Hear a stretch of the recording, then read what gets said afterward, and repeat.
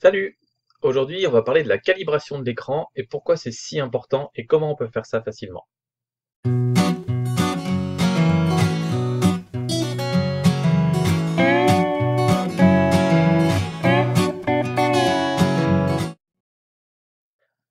Alors, qu'est-ce que c'est la calibration de l'écran?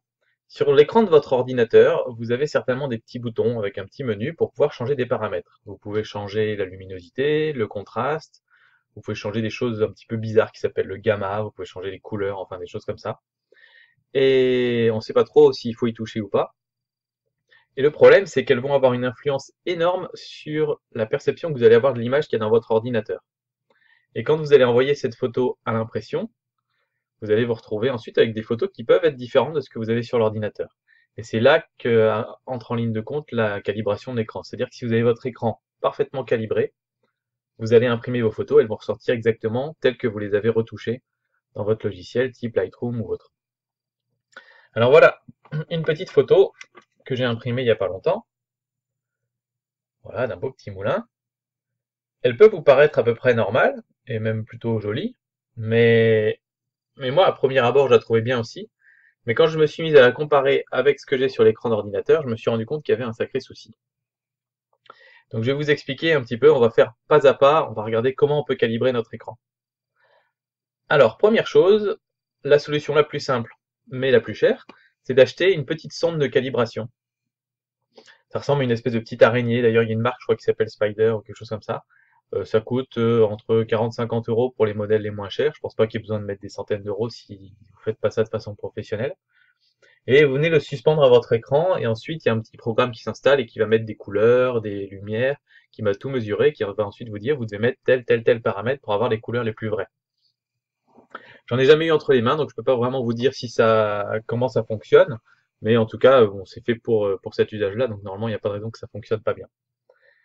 Ceci dit, ça vous garantit pas que vous allez avoir vos photos parfaites. Parce que il se peut que là où vous développez vos photos, ils fassent eux-mêmes des changements dans les couleurs, etc. Et peut-être ils reproduisent pas les couleurs fidèles telles que vous les envoyez.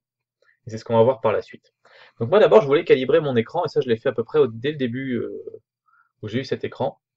Et pour le calibrer sans avoir de sonde, vous pouvez aller voir sur internet, il y a plein de forums remplis de geeks et de gens qui passent des heures et des heures à comparer tous les matériels, les logiciels, etc. Et souvent d'ailleurs, je vais sur ces forums-là quand je dois acheter du matériel, quand je dois acheter un disque dur ou un écran d'ordinateur. Des fois, je passe des heures et des heures à lire des discussions de gens qui comparent les caractéristiques de tel ou tel produit et tout ça. Et ça permet de se faire une opinion. Et sur les écrans, il y a tout un tas de discussions aussi qui permettent justement de faire le bon choix. Parce que dans les écrans, il y a vraiment de tout et n'importe quoi. Il y a des écrans pour les joueurs qui sont faits pour avoir aucun temps de latence entre le moment où vous appuyez sur la touche de votre manette et le moment où le bonhomme va bouger, ou pour faire défiler plein d'images par seconde. Il y a des écrans qui sont pour la photo, où là on peut vraiment faire des réglages très pointus et qui sont très bien calibrés dès le départ. Il y a des écrans qui sont pas très chers, qui sont pour le grand public, enfin voilà. Et, euh, et alors pourquoi est-ce que vous pensez par exemple que la plupart des écrans ont besoin d'être calibrés dès qu'on les achète? Alors la réponse, étrangement, c'est oui. La plupart des écrans sont très mal calibrés quand on les achète.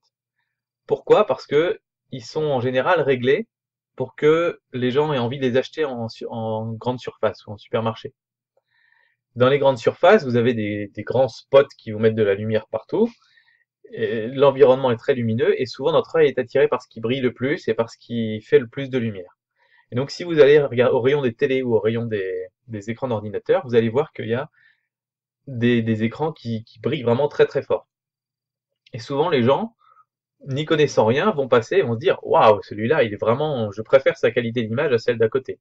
Et on remarque d'ailleurs qu'il y a des marques d'écran qui poussent un peu plus fort que d'autres. Samsung notamment, ils poussent comme des malades et en général, on a des trucs qui sortent, qui flashent, qui ont des couleurs quasiment fluo, voilà. Alors que à côté, on va avoir des Philips par exemple qui ont l'air tout à fait ternes à côté d'un Samsung. Et pourtant, le Philips est probablement mieux calibré parce que quand vous allez être chez vous dans le noir ou dans la pénombre ou même dans une salle normale en journée, en pleine journée, vous n'avez pas besoin de pousser la luminosité à 100% et ça va même vous faire très mal aux yeux à la longue. Donc voilà, c'était juste une petite aparté pour dire que quasiment tous les écrans d'ordinateur que vous achetez, il faut les calibrer au départ. Alors, la solution que j'ai trouvée pour les calibrer, c'est donc d'aller sur ces forums. Et je vous propose d'aller sur un forum qui s'appelle hardware.fr. Alors, hop, donc hardware c'est le nom du site, mais après vous allez cliquer sur forum. Et moi c'est là-dessus que je trouve souvent pas mal de reviews et pas mal d'infos. Alors vous allez dans l'onglet recherche et vous mettez le nom de votre écran. Alors moi le mien c'est E2370 de chez LG. Alors après c'est V, BF, il y a des lettres et tout ça, on n'est pas obligé de tout mettre, hein. Moi je mets juste ça et je vais mettre titre de sujet et contenu des messages. On va voir ce que ça redonne. Alors là il a été cherché que dans hardware, moi je veux qu'il aille voir plutôt dans périphérique, parce que c'est hardware périphérique. Et voilà, il nous a trouvé 4 discussions, et notamment, là, il y a un topic unique sur cet écran. Donc, c'est-à-dire que c'est dans cette discussion-là que les gens vont mettre tous leurs avis. Ah, je l'ai testé, il fait ça, etc. Et souvent, dans les gens qui testent ces écrans, il y en a un qui va avoir une sonde de calibration et qui va vous mettre ses paramètres. Et là, c'est bingo. Alors, il peut y avoir des écarts entre deux écrans. Ils sont pas forcément tous calibrés exactement au poil de fesse près. Mais globalement, vous avez peu de chances d'être complètement dans le faux si vous faites les calibrations que vous donne un des internautes. Donc là, sur cette discussion-là, alors je vous passe, hein, je ne vais pas tout vous lire. Quand on va sur la page 3, on voit qu'il y a quelqu'un qui dit pour ceux qui voulaient un test de calibrage pour le moniteur, je vais trouver sur un autre topic, sur une autre discussion. Donc on va cliquer sur l'autre discussion, on y va. Et là, on arrive sur la page où, justement, voilà, là, il y a quelqu'un qui a donné tout son avis, tout ce qu'il a fait, etc. Et en bas, ici, il vient marquer quelques réglages rapides. Luminosité 22, contraste 77, netteté 5, rouge 39, vert 35, bleu 50, gamma 2. Je crois que dans cette discussion, il y a quelqu'un un petit peu plus tard qui met quelque chose de sensiblement différent. Donc vous pouvez essayer, après vous essayez dans plusieurs. Mais je pense que c'est une bonne base de départ, et ce sera toujours mieux que les réglages que vous avez, les réglages d'usine. Alors ensuite, comment on règle justement ces détails-là sur l'écran? Alors, on va tourner la caméra.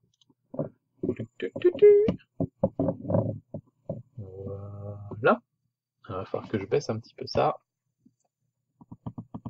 Voilà. Hop. Donc là, moi ici, c'est là en bas à droite, j'ai des petits boutons. Je baisse encore. Voilà. Donc, par exemple, j'appuie ici et j'ai un menu qui apparaît. Donc je vais aller dans menu. Et là, tout de suite, j'arrive sur luminosité, contraste, netteté. Donc, vous pouvez voir que j'ai mis justement luminosité 22, contraste 77, netteté 5. Et ensuite, on a les couleurs. Et donc, on a rouge, vert, bleu et gamma réglés sur 2. Donc voilà, ça c'est les réglages qu'ils ont donnés. Et donc, c'est comme ça que j'ai réglé mon écran. Attention, même en faisant comme ça, vous pouvez avoir des surprises. J'ai essayé de le remettre bien. Voilà, même en faisant comme ça, vous pouvez avoir des surprises. Notamment, il y a tout un tas de modes un petit peu spéciaux. Alors là, cet écran-là, il est chouette parce qu'il arrive avec une télécommande. Faut que je la retrouve. Télécommande, où es-tu? Elle est là. Voilà, il vient avec une petite télécommande. Et dedans, il y a quelque chose qui s'appelle Super Résolution, je crois. Donc j'avais mis Super Résolution, c'est un mode, alors je sais plus à quoi ça sert. Ça sert à faire des détails plus fins ou je ne sais quoi. Le souci, c'est que ça a changé la façon dont l'écran fait ressortir les images. Et notamment, j'ai constaté quand je l'ai désactivé une fois, que en fait ça réduisait le bruit sur les photos. Et donc quand je l'ai retiré, bah, d'un seul coup il y a plein de bruit qui est apparu sur mes photos. Donc toutes les photos que j'ai retouchées, notamment toutes les photos de la Norvège, je les ai en fait mal retouchées parce que j'ai peut-être du coup trop forcé la netteté et rajouté trop de bruit. Et j'ai pas pu, voilà, j'ai pas fait les bons réglages parce que l'écran ne utilise une option qui faisait pas ressortir comme il devait la photo originale.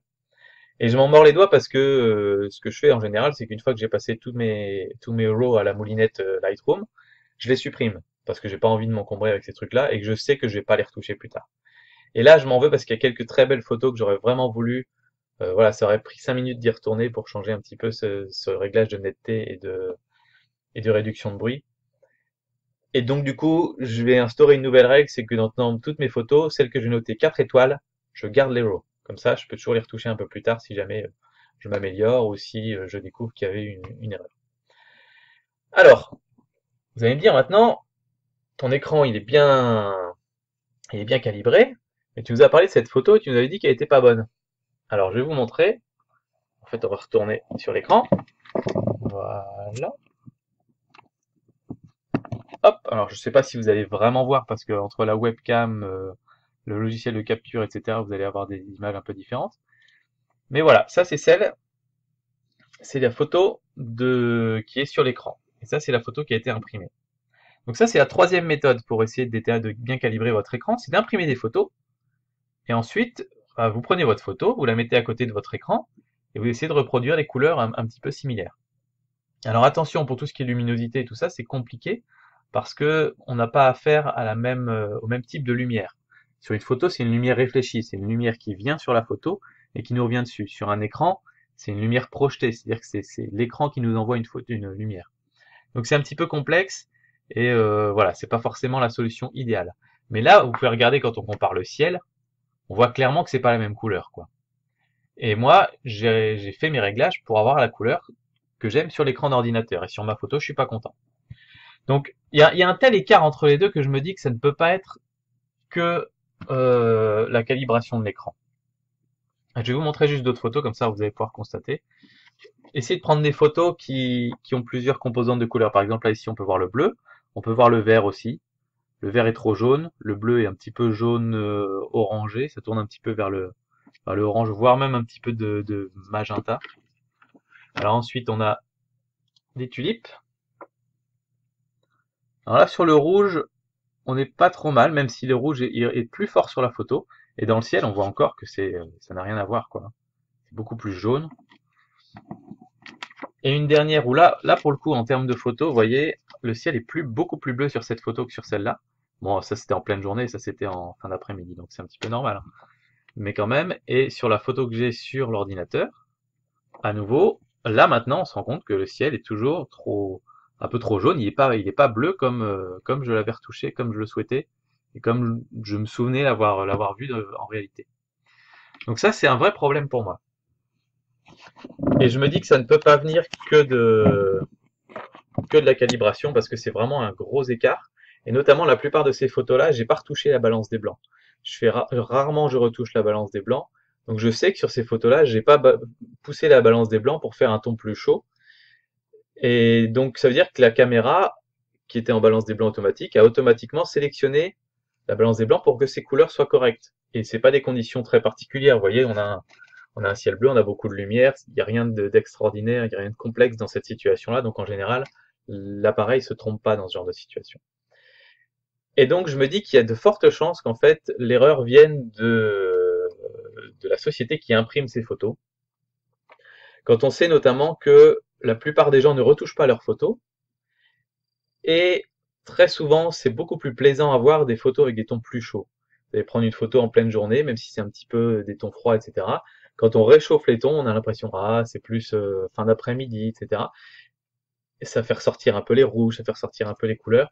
Et en général, ça fait plus d'effet quand c'est plus chaud. Donc je suspecte, là dans ce cas présent, c'était Photobox. Je suspecte fortement Photobox de faire des retouches sur les photos qu'on leur met pour que ça plaise à 95% de leur audience, qui sont des gens qui prennent des photos avec leur téléphone ou leur compact et qui les envoient pour les faire développer sans même les retoucher. Et ça me plaît pas.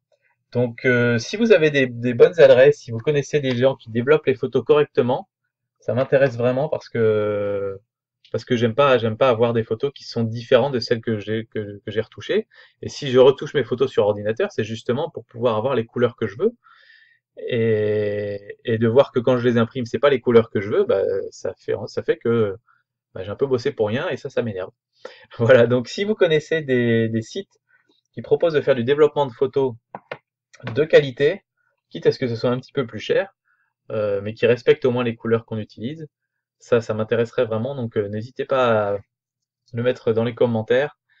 Et puis voilà, c'était un petit peu la leçon du jour. Alors je pourrais éventuellement me dire, je vais prendre cette photo et je vais la mettre devant mon écran et je vais faire mes réglages pour essayer d'avoir exactement les mêmes tons. Et du coup, normalement, si je renvoie mes photos chez Photobox, leur correction va être annulée par la correction que j'aurais faite, quoi. Mais c'est un petit peu risqué, puis ça fait finalement beaucoup de corrections sur une photo. C'est-à-dire que moi, j'aurais sur mon écran une photo très très, enfin pas sur mon écran, mais dans l'ordinateur en tout cas, une photo très froide, qui sur mon écran paraîtra plus chaude, et du coup, voilà, comme mon écran appliquera la même correction que Photobox, me retrouverai avec ma photo telle que j'en ai envie. Mais j'aime pas trop faire ce genre de truc. Et puis après, pour tout le reste de mes applications, j'aurai par exemple sur Word ou Office, mon fond il sera pas blanc, il sera un peu rosé, etc. Donc bon, ça me plaît pas trop cette solution-là.